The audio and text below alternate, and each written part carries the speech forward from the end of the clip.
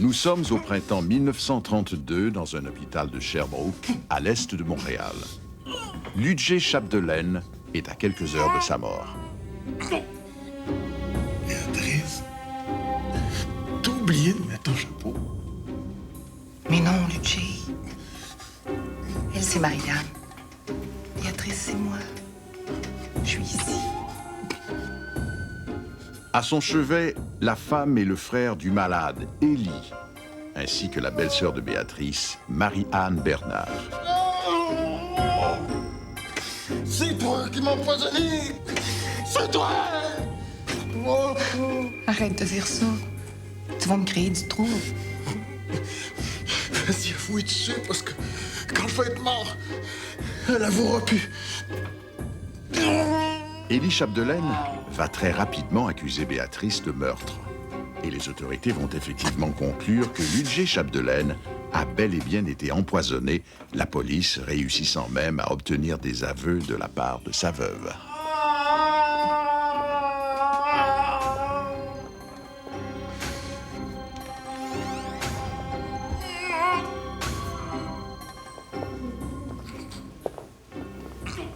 Affaire classée, semble-t-il. Mais en fait, la cause va durer 4 ans, s'étaler sur 3 procès, allant même jusqu'en Cour suprême du Canada.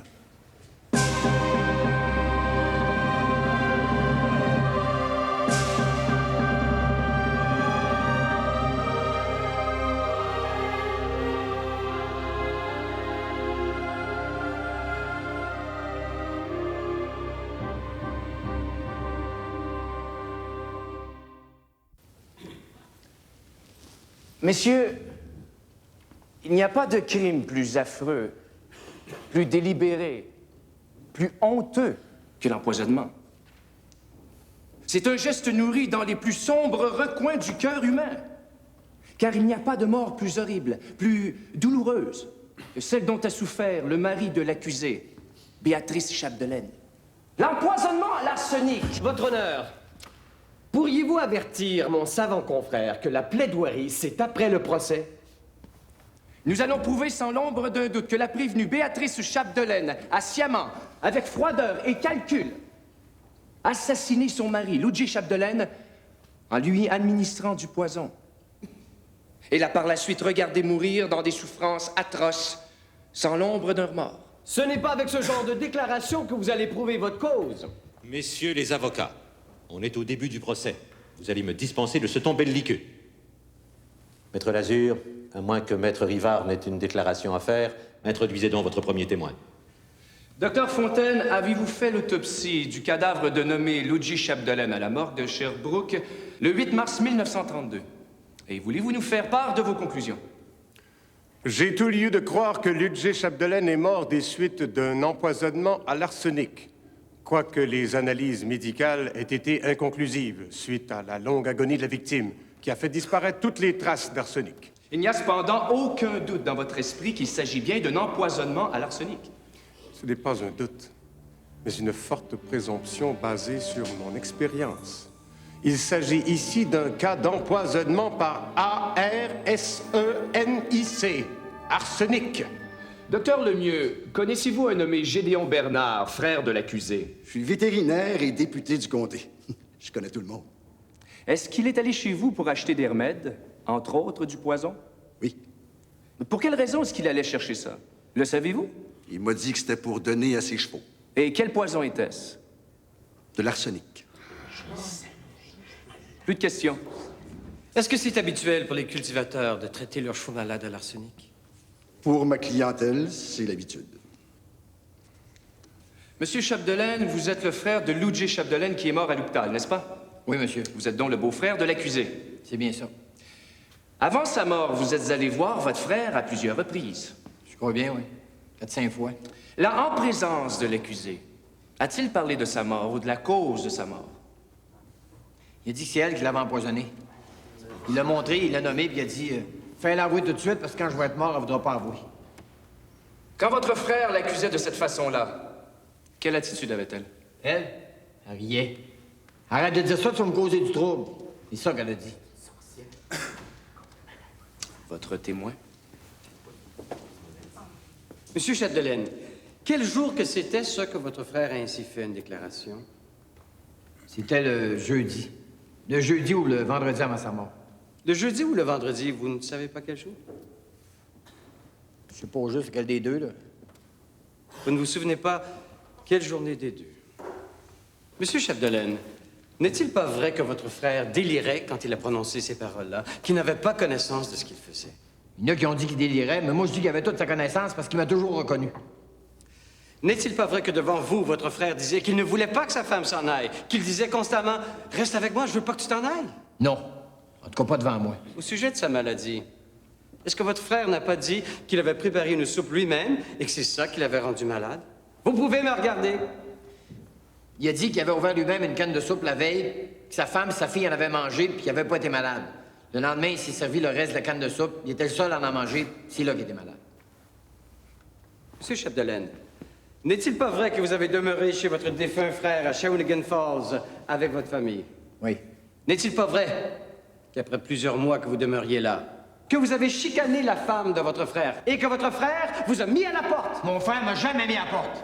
N'est-il pas vrai qu'avant de sortir, vous avez dit à l'accusé « Tu vas me payer ça, toi, c'est de ta faute ». C'est pas vrai. N'avez-vous pas dit devant un nommé Dulac? Là, Chris, j'ai ma chance. Je vais la faire soigner.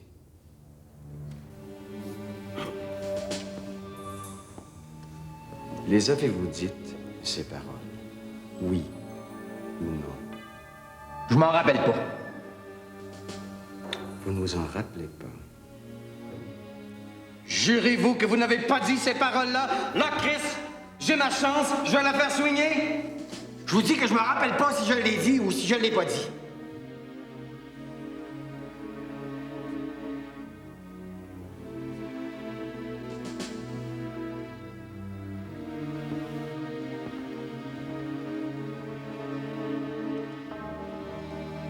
La couronne appelle Gédéon Bernard.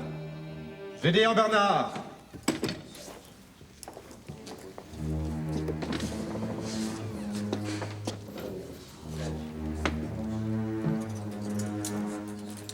Vous n'avez pas le droit d'assister avant d'avoir témoigné. Je sais, on m'a dit déjà. Mes enfants sont innocents. Mes enfants n'ont jamais tué personne. Ce sont de beaux enfants. Quel est votre nom? Je l'ai dit tout à l'heure. Voulez-vous répéter? Gédéon, j'ai dit. Où demeurez-vous? Essayez de répondre, Monsieur Bernard. Vous refusez de répondre? Oui. Quel âge avez-vous?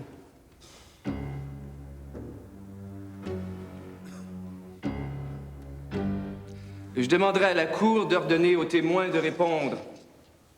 Vous devez répondre à ces questions. Monsieur Bernard, vous êtes bien le frère de Béatrice Chapdelaine, l'accusée.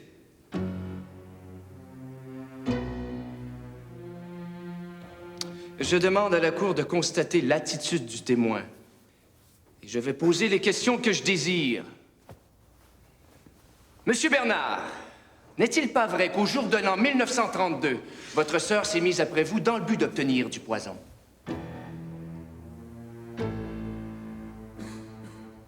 N'est-il pas vrai que le 6 mars, vous êtes allé à l'écurie chercher de l'arsenic qu'il y avait dans une bouteille, que vous aviez acheté du docteur Lemieux, et que vous l'avez apporté à votre sœur? Vous refusez de répondre. Oui. N'est-il pas vrai que quand Luigi Chapdelaine a commencé à être malade d'une indigestion, votre sœur vous a déclaré qu'elle lui avait donné du poison la veille? N'est-il pas vrai que vous avez déclaré tous ces faits que je vous dis là, qui sont écrits, et que vous les avez même assermentés? Objection, Votre Honneur. Toute cette question de la légalité des aveux n'a pas été débattue et ne peut y être fait référence. N'est-il pas vrai que votre sœur a essayé tous les moyens, qu'elle a même eu des rapports charnels avec vous, dans le but d'obtenir du poison? Et qu'au lieu de vous donner votre 100 piastres, c'est tout ce qu'elle vous a laissé comme cadeau? N'est-ce pas vrai tout ça, Monsieur Bernard?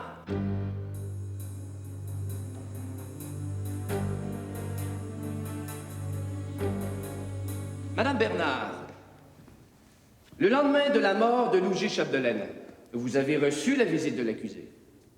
Voulez-vous nous dire ce qu'elle a dit? Après avoir entendu à l'hôpital Ludger qui disait « tu m'as empoisonné », puis avec toutes les rumeurs qui couraient, je lui ai demandé direct. Je lui ai demandé « lui en as-tu donné? » Puis elle m'a répondu « oui, je lui en ai donné. » Oui, je lui en ai donné.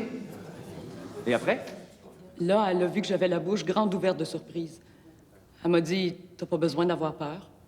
Je déclarerai jamais Gédéon. » Là, au meilleur de votre mémoire, c'est le mot à mot des paroles de Béatrice Chapdelaine que vous répétez là? Oui, monsieur. Votre témoin. Quand votre mari était détenu à Montréal, après son arrestation, vous avez eu la visite du détective Jargail? Au moins 4 fois. Le policier qui a instruit cette affaire et qui assiste silencieux au procès de la veuve, c'est le plus célèbre détective de l'époque, Louis Jargail. Il est arrivé chez moi avec la déclaration de Gédéon. Il m'en a lu un petit bout, puis il m'a dit à présent, dites comme lui, parce qu'autrement c'est du parjure, puis ça le remplit. Tout ce que vous serez capable de dire contre Béatrice, dites-le. C'est pas Gédéon qu'on veut, c'est Béatrice. Vous étiez enceinte à ce moment-là, de 8 mois. Vous a-t-il dit ce qui se passerait si vous refusiez? Il m'a dit que j'aurais mon petit en prison. Vous étiez mieux de dire comme il voulait? Oui, monsieur. La déclaration que vous avez faite tantôt au jury, est-elle vraie? Oui, elle est vraie. Quand M. Jargail m'a dit « dites tout ce que vous pouvez contre Béatrice », je me suis rappelé cette chose-là. Et je lui ai dit. Bon, laissez M. Jargail de côté et dites au jury, sous votre serment, la déclaration qu'elle a donné du poison à son mari. C'est vrai? Oui, c'est vrai. Et ici, vous parlez librement. Personne ne vous force. Non, monsieur. Bon, parfait. Maintenant, les Bernard, frères et sœurs, et la mère de l'accusé sont allés chez vous au sujet du témoignage que vous deviez rendre. Oui, à tous les jours. Qu'est-ce qu'ils vous disaient? Je voudrais bien m'appeler Marianne. Moi, je saurais quoi dire quand on me poserait des questions au procès. Et finalement, vous leur avez fait envoyer une lettre d'avocat pour qu'ils vous laissent tranquille. J'ai été obligée.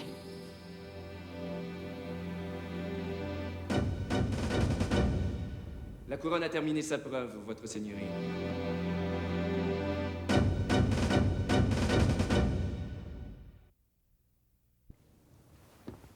La défense appelle Béatrice Chapdelaine.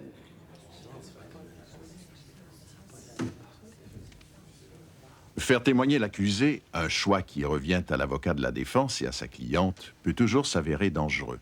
Mais la preuve de la couronne est solide dans ce cas-ci. D'autant plus que les aveux qu'ont fait Béatrice et Gédéon à la police viennent d'être admis en preuve. Votre nom? La veuve Chapdelaine saura-t-elle par son témoignage ébranler les jurés et créer dans leur esprit un doute raisonnable? Madame Chapdelaine, on a fait état de la maladie de votre mari du temps qu'il a passé à l'hôpital. Est-ce qu'il était malade depuis longtemps? Oui. Il est passé par plus de médecins que je peux compter. Il avait une mauvaise gorge. Les médecins voulaient l'opérer, mais il avait peur. Il voulait se soigner lui-même. Le docteur Bégin, je crois, lui a donné une seringue comme une poire. Il s'envoyait ça dans la gorge à tour de bras. Et ces maux de gorge, ça a duré jusqu'à sa mort? Oui. Élie Chapdelaine, votre beau-frère, était-il au courant que son frère était malade? Ben oui. Il est resté chez nous 2 mois quand on vivait à Shawinigan. Chez vous? Seul ou avec sa famille? Avec sa famille. Sa femme et ses 6 enfants. Avez-vous eu des difficultés avec lui au sujet de sa famille? Autrement dit, après 2 mois, pourquoi est-il reparti? La chicane a pris avec mon mari au sujet d'une paire de claques à un des enfants. Mon mari trouvait que j'étais trop patiente. Là, Élie lui a dit « Ta femme, tu sais, il n'y a personne de la famille qui s'accorde avec. » Là, Ludger, il a dit de prendre la porte. C'est quoi la dernière chose qu'il vous a dite? Toi, tu me paieras ça un jour ou l'autre. Toi, tu me paieras ça un jour ou l'autre. Revenons à votre mari. Il n'était pas seulement malade de la gorge. A-t-il eu d'autres maladies? Oui, mais c'est pas des maladies qu'on parle. Vous êtes sous serment, Madame Chapdelaine. On a besoin de savoir. Est-ce que votre mari ne souffrait pas d'une maladie vénérienne? Cette maladie, Madame Chapdelaine, c'était la syphilis?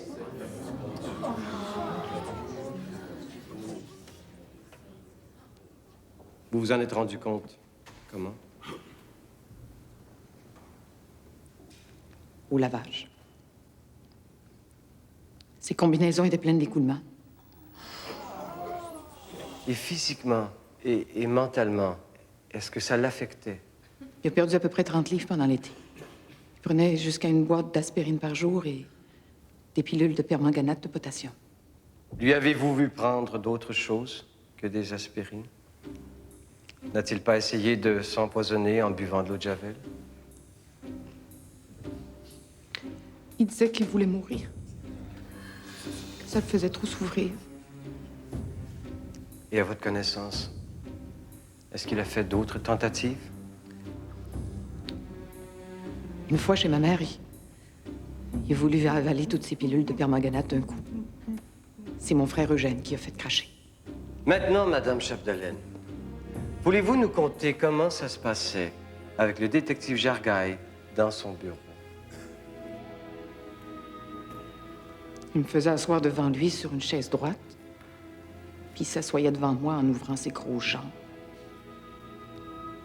Je me retrouvais assise entre ses grosses jambes. C'était encore plus proche qu'on est là? On était nez à nez. Comme ça? Nez à nez.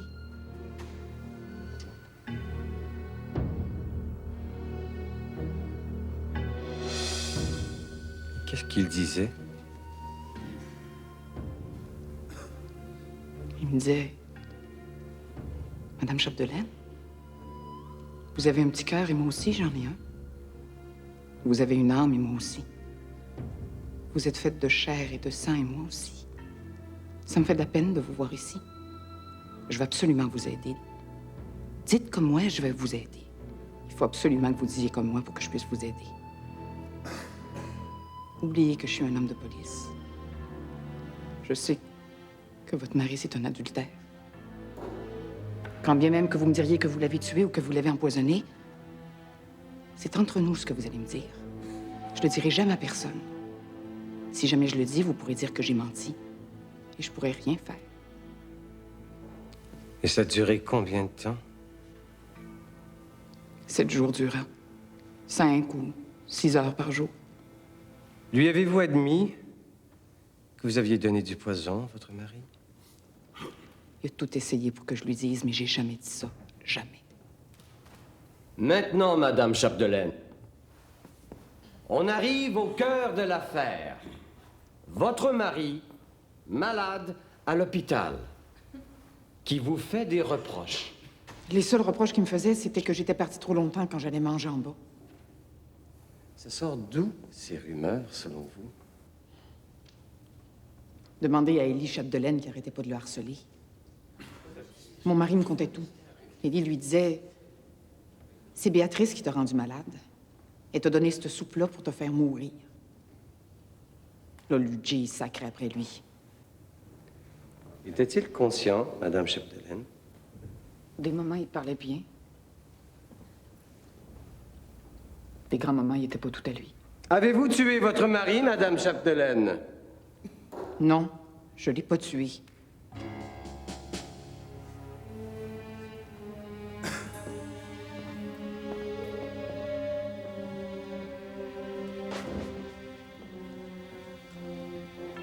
Vous avez touché une assurance vie lors du décès de votre mari, n'est-ce pas, Madame Chapdelaine? Oui. 2000 $. Oui. Une jolie petite somme. Maintenant, dites-moi, vous avez eu un enfant de votre mariage? Non. Pourtant...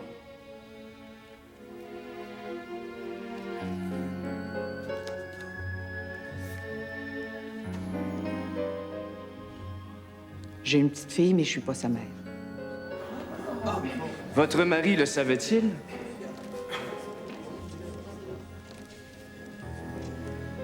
Eh bien, répondez, Madame Chapdelaine.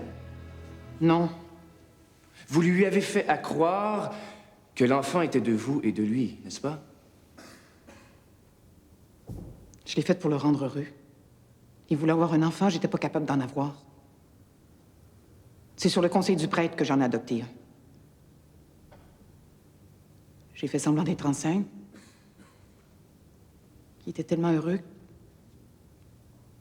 que j'ai continué. Vous êtes parti en faisant semblant d'être malade et vous êtes revenu 10 jours plus tard avec un bébé. Oui. Vous avez le tour de faire semblant, vous? Et votre mari s'en est pas aperçu du tout? Non. Votre médecin nous a dit que quand vous et votre mari, vous vous êtes fait examiner pour les maladies vénériennes, votre mari était au premier stade de la maladie, alors que vous, vous étiez au stade plus avancé. Ça veut dire quoi, tout ça, selon vous? Est-ce que vous y avez caché ça aussi, que vous aviez déjà la syphilis? Ce que les médecins disent, faut en prendre et en laisser. Ce que j'avais, c'est pas arrivé du ciel. Pourtant, vous dites que votre mari avait encore la syphilis quand il est décédé, alors que les examens, eux, étaient négatifs. Tout ce que je sais, c'est que ça continuait de couler. Mais vous deviez être, pardonnez-moi l'expression, mais là, en beau fusil contre lui de vous avoir passé ça. Ou vice-versa. C'est lui qui vous reprochait ça. Est-ce que c'est ça qui vous a donné l'idée de l'empoisonner? J'ai jamais essayé de l'empoisonner, j'y ai même pas pensé. Vous avez jamais demandé à votre frère Gédéon de vous procurer du poison pour en donner à votre mari? Jamais. Le jour de l'an 1932, vous avez pas mis du caustique dans son whisky? Il buvait juste de l'eau. Ça, Madame Chapdelaine, c'est votre signature. C'est bien le papier que vous aviez signé. C'est ma signature, mais il y avait juste le haut d'écrit quand j'ai signé. Mais voyons donc, Madame Chapdelaine, il faut pas nous prendre pour des enfants d'école. N'est-il pas plutôt vrai de dire que vous saviez parfaitement ce qu'il y avait d'écrit et que c'est seulement à la fin que vous avez décidé de tout nier? Non, c'est pas vrai.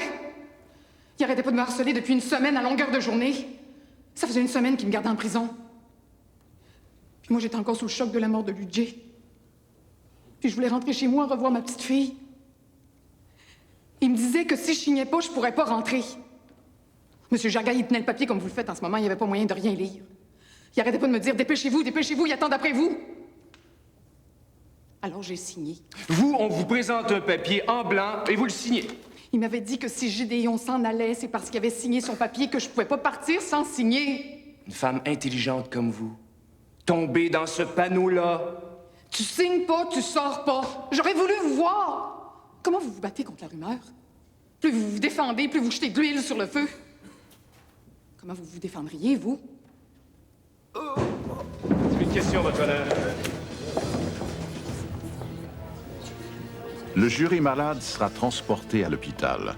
Une fois qu'il est prononcé hors de danger par les médecins, le juge White décide d'y transporter la cour également.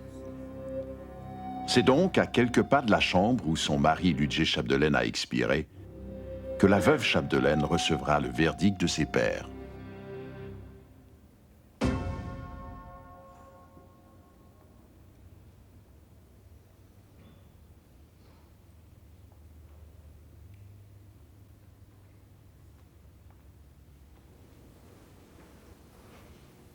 Nous trouvons l'accusée, Béatrice Chapdelaine, coupable.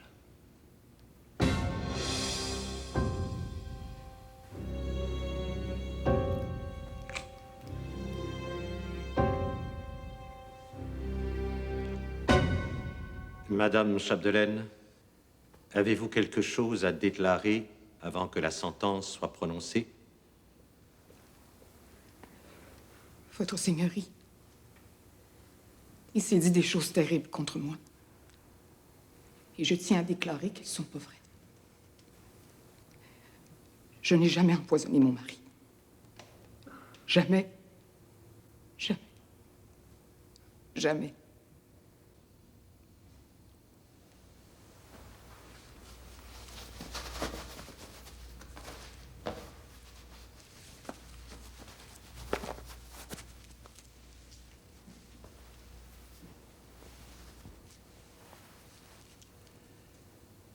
L'ordre de la Cour.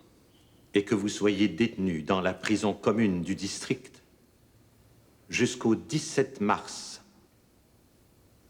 alors que vous serez pendu par le cou jusqu'à ce que mort s'ensuive. Que Dieu vous soit miséricordieux.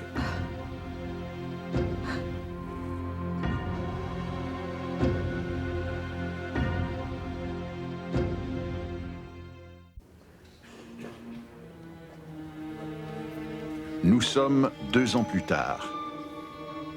La Cour d'appel a décidé que la police a forcé les aveux de la veuve et qu'ils n'auraient pas dû être admis en preuve.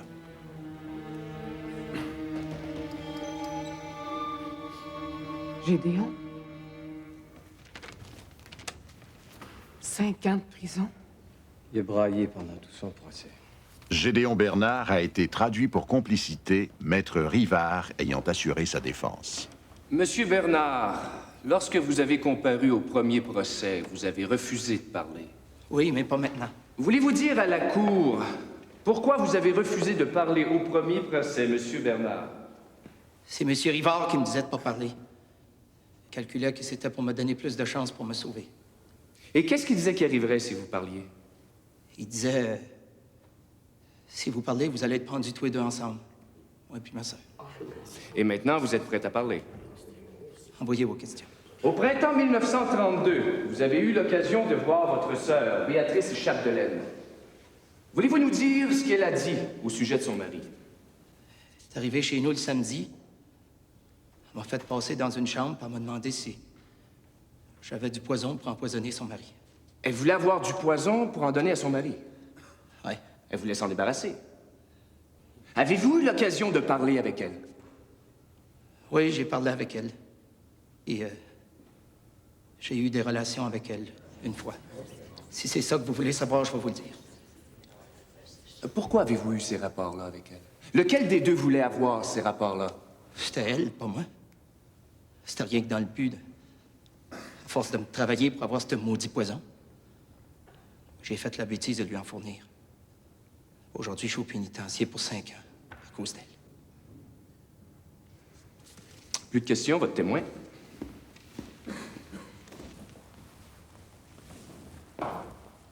Monsieur Bernard, vous prétendez que votre sœur vous a parlé pour lui procurer du poison. Elle ne vous a pas demandé aucune sorte en particulier, mais vous avez dit que vous en aviez. J'ai dit que c'était pas dur d'en avoir. Si j'avais pas eu le malheur de répondre ça, elle aurait pas toujours été après moi pour me faire mourir. Elle vous en a demandé et vous avez dit que vous en aviez. Regardez-moi.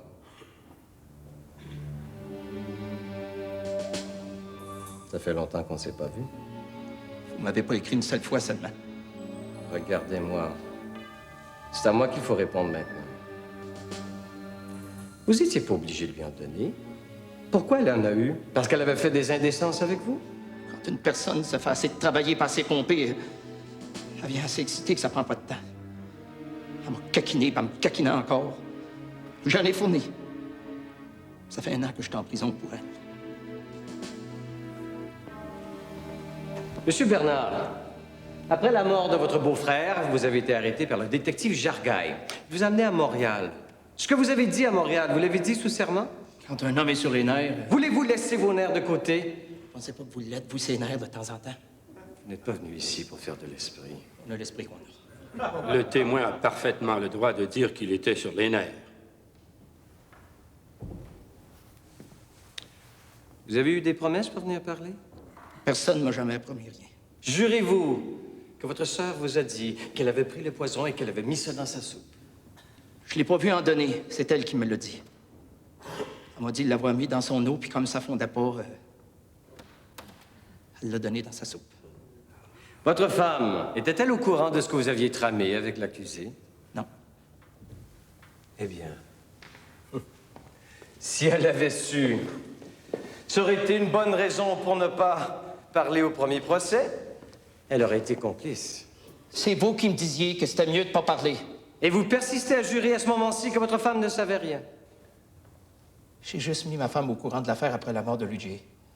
Si elle l'avait ça avant, elle est assez fine que je ne serais pas tombé dans le piège. Et depuis que vous êtes au pénitencier, votre femme est-elle venue vous voir? Oui. N'est-il pas vrai que votre femme a été vous voir continuellement au pénitencier? À chaque mois, il vous a dit, la seule façon de t'en sortir, c'est de caler Béatrice. C'est moi, premièrement, qui a décidé. Qui a pensé à parler. Je vous ai pas demandé ça. Pourquoi vous sautez dessus? Comme ça, vous avez parlé du procès. On en a parlé un peu. Et votre femme ne vous a pas dit quoi dire? Elle m'a dit, c'est ton affaire. Et vous jurez ça? Oui. Aujourd'hui, je me libère la conscience. Je me libère pas du pénitencier, mais je claire tout ce que j'ai sur la conscience. Ludger m'a dit, je suis empoisonné, puis c'est elle qui m'a empoisonné. Puis fais-y avouer tout de suite, sinon elle avouera pas. J'ai dit, Ludger, tu mourras pas. Là, il m'a dit, je suis certain que je vais mourir. À ce moment-là, est-ce que la victime vous paraissait délirée? Non, d'après moi, il avait toute sa tête.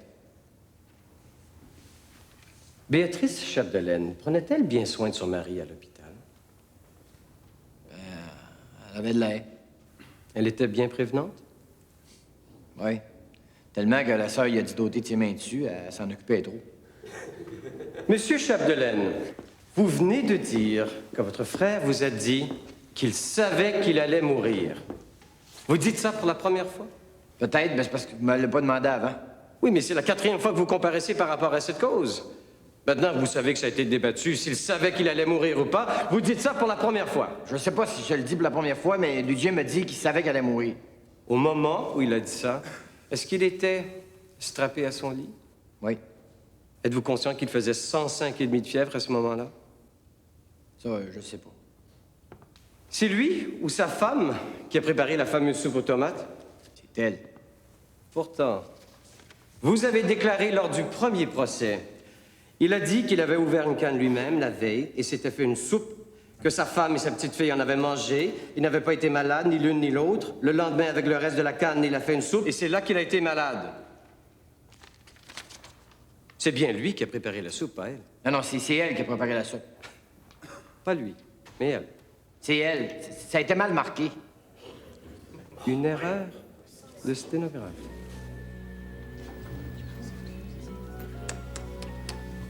Plus de questions. La couronne a terminé sa preuve, Votre Seigneurie.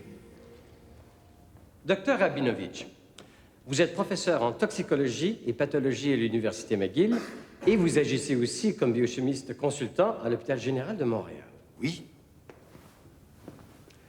Docteur, est-ce que vous vous êtes, au cours de vos travaux, particulièrement intéressé à l'arsenic? Je prépare un livre sur l'empoisonnement par l'arsenic et j'ai publié une centaine de bulletins médicaux sur la question. Maintenant, docteur, en tant que spécialiste, pouvez-vous nous dire s'il est difficile pour un expert en toxicologie de détecter la présence d'arsenic dans un corps humain? Non. Dans tous les cas d'empoisonnement, chronique ou aigu, les organes d'élimination sont endommagés par l'arsenic. Et comment l'arsenic peut-il être éliminé par un corps humain? Par les reins, l'estomac, la peau et les cheveux. Une fois dans les cheveux, les traces peuvent durer des années. Et si les reins étaient malades, l'élimination de l'arsenic aurait été encore plus lente. Eh bien, selon le rapport du médecin légiste, la victime avait des problèmes de reins. Comme on n'a pas trouvé de traces d'arsenic, la victime aurait-elle pu être empoisonnée par autre chose que l'arsenic? Oui, par la ptomaïne, par exemple. Ah? Qu'est-ce que la ptomaïne, au juste? C'est une substance toxique qui provient de la décomposition des matières organiques. Est-ce qu'un empoisonnement à la ptomaïne peut arriver en mangeant des conserves? Justement, c'est la source principale de l'empoisonnement à la ptomaïne. Notez bien que la ptomaïne produit les mêmes symptômes que l'arsenic. C'est une erreur commune. Est-ce qu'on n'aura pas trouvé des traces de ptomaïne à l'autopsie? Mais non. La ptomaïne est très volatile et ses traces auraient eu le temps de disparaître avant l'autopsie. Contrairement à l'arsenic... Contrairement à l'arsenic, qui laisse toujours des traces. En somme, docteur, si on ne trouve pas de traces d'arsenic, on ne peut pas affirmer que la mort est due à l'arsenic. Exact. En conclusion, docteur, il n'est pas mort d'un empoisonnement à l'arsenic. Non, monsieur. c'est une certitude médicale. Merci, docteur. Docteur, dans le cas d'une dose massive, cette dose peut être éliminée en quelques jours, dépendant de la capacité de la victime. Oui, si les reins sont en bonne condition. Alors, s'il est possible, comme vous le dites, que l'arsenic ait pu avoir été éliminé, cela pourrait expliquer qu'on n'en ait trouvé aucune trace lors de l'autopsie. Dans ce cas, la victime ne serait pas morte.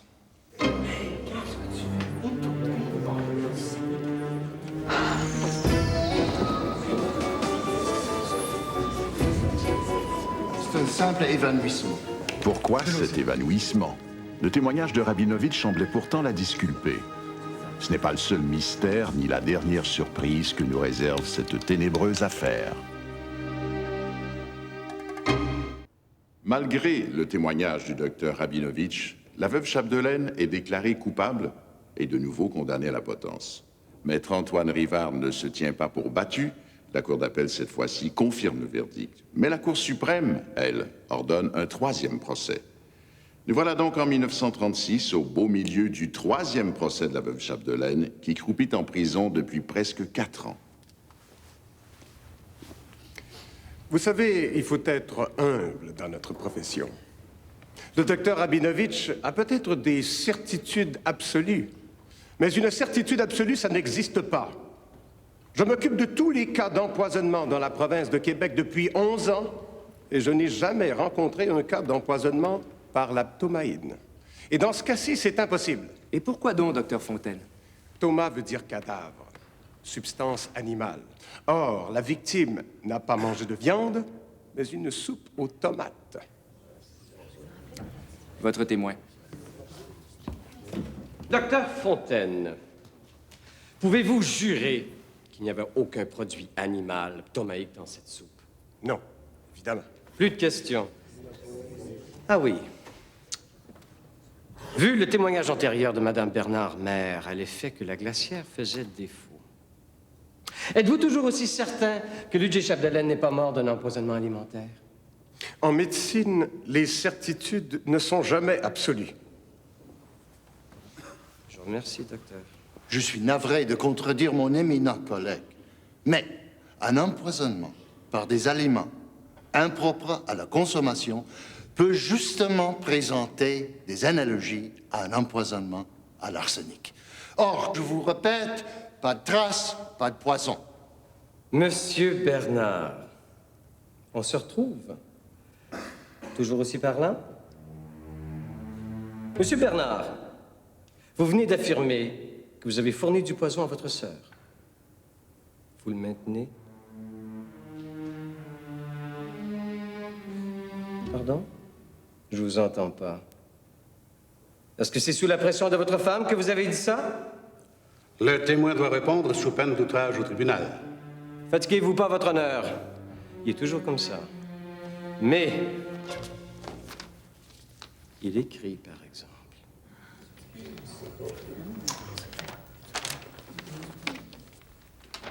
Reconnaissez-vous votre écriture, Monsieur Bernard?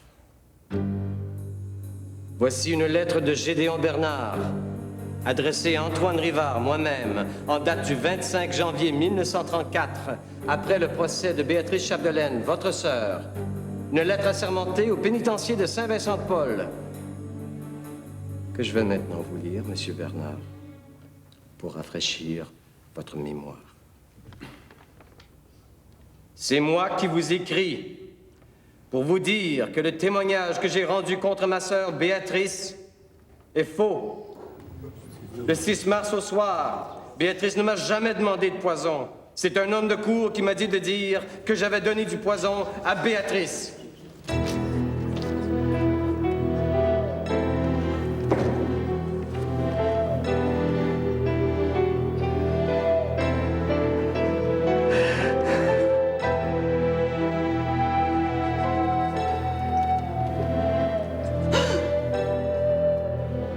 Où est-elle née, cette cause, messieurs? Dans le cœur de qui? Un village de campagne, longue agonie. Un homme qui délire, qui accuse sa femme de l'avoir empoisonné. Qu'est-ce qu'il a dit, cet homme? Nous le voyons tous se tordre sur son lit et crier sa douleur. On dit que sa femme rit. Une rumeur qui grandit. La police s'en mêle, les experts. Quand il disait « Tu m'as empoisonné », disait-il « C'est à cause de toi que tout ça m'arrive. Tu m'as empoisonné la vie, je meurs de t'avoir aimé. » On entend ce genre de phrases dans les feuilletons.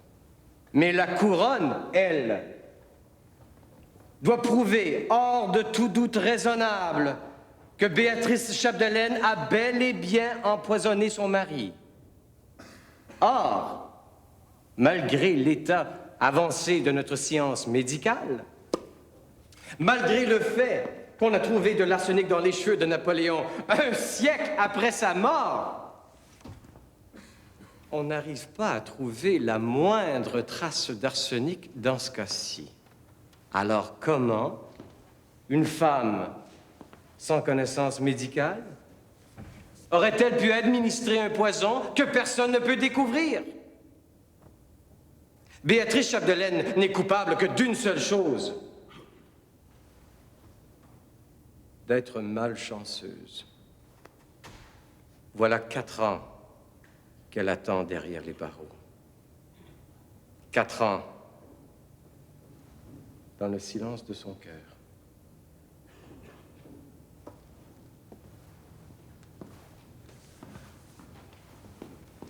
Messieurs les jurés, je ne serai pas aussi prolixe que mon confrère. Non, pour moi, cette cause est simple. Ludger Chapdelaine continue à nous dire, d'outre-tombe, « Tu m'as empoisonné. Tu m'as empoisonné. Ce n'est pas un feuilleton à un sou. Oh non, c'est la vraie vie. » Un homme agonise, accuse sa femme. Quelqu'un l'entend. Nous voilà donc au bout du chemin qu'il nous a tracé. Madame Chapdelaine attend sa délivrance. Peut-être le fantôme de Ludger Chapdelaine attend-il la sienne.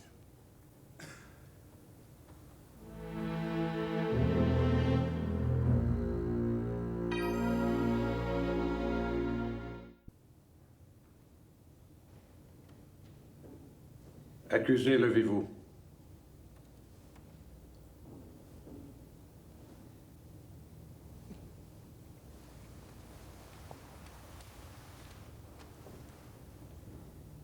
Messieurs les jurés, quel est votre verdict? Non coupable.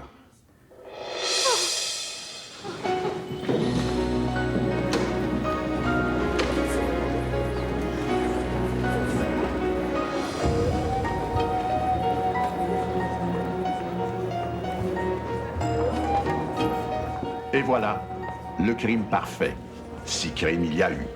Car il n'y a aucun moyen de savoir si Ludger Chapdelaine a été empoisonné ou s'il est mort de cause naturelle. Personne ne connaîtra donc probablement jamais le fond de cette affaire décrite par le détective Jacques Gaille comme une des causes les plus ténébreuses qui lui ait jamais été confiée. Un vrai roman policier de campagne avec ses guerres de clans et ses secrets de famille.